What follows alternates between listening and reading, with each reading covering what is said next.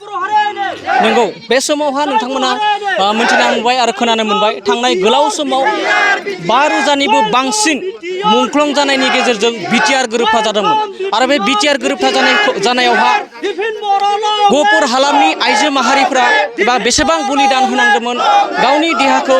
बलिदान होनांगौ जादोंमोन बेखौ लानानै गोबां दुखु फोरमायनायजों लोगोसे आथिखालाव बिटिआरआवहा गामि सोसनजानायखौ लानानै बिथाङा प्रमद बर' बिथां लोगोसे दुलाराय बर' फरायसा आफादनि आफादगिरि दिपेन बर' बिथां लोगोसे साफ्रोमबो सागानगिरि बिथांमोनखौ एनडिपि बारग' एनडिपि बिथांमोना साबायखर बावदों आरो जों बे समाव फिन नोंथांमोननो मिथिबावहोनो नाजागोन दि गहपुर हालामनि रायजो राजाफोरा आरोबाव मा फोरमायबाव जों बड'लेण्ड बुब्लिनिफ्राय अरायसम जों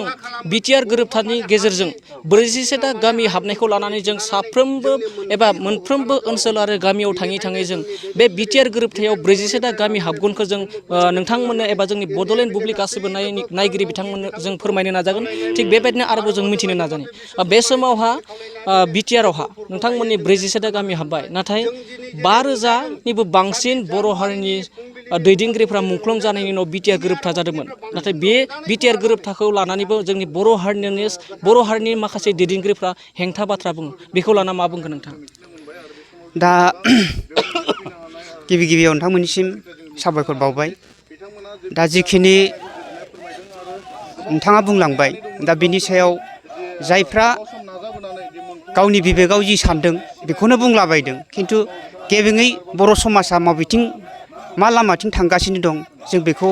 गिबियाव जोङो साननांगोन आरो बिजिरनायनि गेजेरजों जों आवगायलांनांगोन दा बेराफारसेथिङै मोजां मावदों बेराफारसेथिं गाज्रि सानदों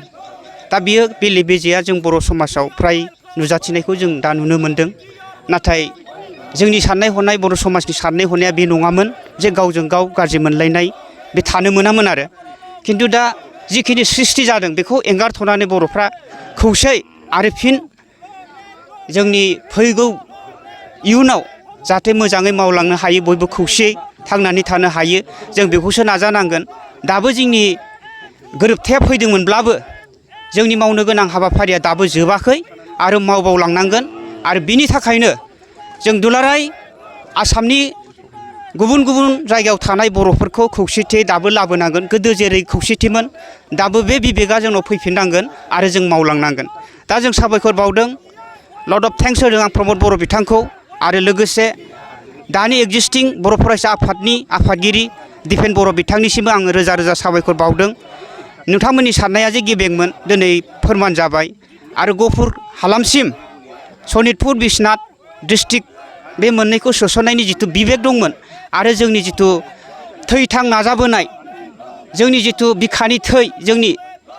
534 मुंख्लं बिथांमोननि गोरबोआ बिथांमोननि गोरबोआव जे सान्थि मोनगोन बे सान्थिया इयुनाव जोंहाबो मोनसे साहस मोनगोन जे जोंनि मुंख्लंआ ओरैनो थाङाखै बिथांमोननि बलिदाना दिनैहाय फोरमान जाबाय जे जों थारै बिटिआरआव हाबबाय आरो जिखिनि हाबदों बिनि नेक्स्टआव जायफ्रा दंबावो हाबनो गोनां बेखौ सिस्टेमेटिकेलि फैगौ बुब्लियाव जाहाथे बिथांमोना मोजां मावलाङो दैदेनगिरि बिथांमोना आं बिनि सायाव आसा फारिबाय आरो मावलांगोन होननानै आसा थाबाय।